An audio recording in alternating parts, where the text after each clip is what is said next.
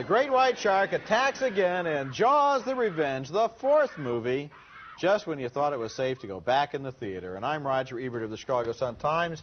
That's one of 4 movies we'll review this week, and the question I always have is, when you see the shark at the top of the water, you only see its fin coming out, and yet when you get the shark's point of view, like we just saw, looking at the people, it's like its eyes are above the water, too. That's a logical error among many logical errors. You've got that right. We saw the same movie. I'm Gene Siskel of the Chicago Tribune. All the major players are gone from Jaws the Revenge, except Roy Scheider's wife, and her name is now just a trivia question. Ellen Brody, played by Lorraine Gary, wife of the boss of MCA Universal Pictures, which happens to make the Jaws movies. 3D failed to save the series the last time out. This time an idiotic script sinks the whole show. The premise, Ellen Brody is a widow. Roy Scheider's character has died, meaning Scheider has enough sense to know when to stop bilking the public. And his wife in the film is convinced that a great white shark has a grudge against her family. Now, you can just hear those sharks talking. I'm going to get me a Brody if it's the last thing I do. I guess that's what they say. Very realistic. Shark talk there. I know. Yes. That would have been more interesting than the movie. Anyway, here's an example of Ellen Brody's fear. The scene is very early in the picture, so veteran moviegoers should be able to figure it out.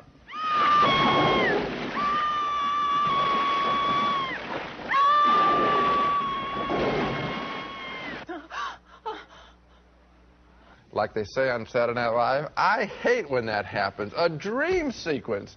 People were groaning in the theater when that happened. I mean, I want to go up and punch a hole in the screen. They were groaning when that happened. How about the next dream sequence? Another It's Only a Dream. I can't stand the dream sequences. Why do they do that in the movie? If there's anything that annoys an audience, it's the dream sequence. I hate that stunt. It's old, it's cheap, it's a lousy gimmick, and I wish they would stop doing it. And that describes a whole movie.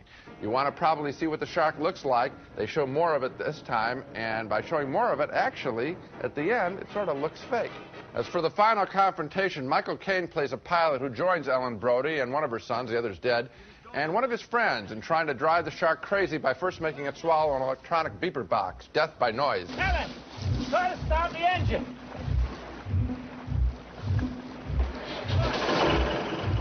Son of a... Let's get out of here. No, it's too late, Hoagie. He's going to come forward. Give me a hard port. Right. Keep it steady. It's going to come back. He's down. This movie is so badly made that the death of the shark isn't even set up well. There's a key shot missing so that we don't even get the whole picture. We walk out of the theater very frustrated. And that last scene is preceded by one of the most glaring errors in recent movie history. Michael Caine has been in the water, has swum to safety onto the boat, but in the very next scene, his shirt is as dry as if it had just been freshly laundered. Let's hope this is the end of the Jaws series. The first film was thrilling and well acted. The rest have been trash. It's not even the next shot. Michael Caine actually comes over the rail out of the water, and he's totally dry. I was sitting in the theater, and I said, his shirt is dry. The preview audience appreciated that. You know, I always hate it when people talk during the movies, but I don't know. That seemed to go over pretty well. Yeah. You know, I got a question for you. I may be very badly confused here. In this, you know, usually am. In this movie, this shark wants revenge against the Brody family. You got it. Yes, okay. Now, in the first movie, what happened to the shark in the first movie? Dead.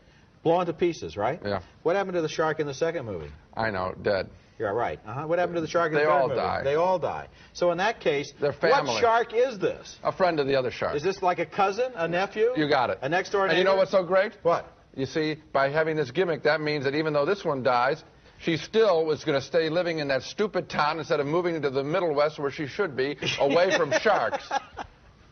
So in any event, all sharks have a revenge against the Brody family. You got it. Right, okay, I got that.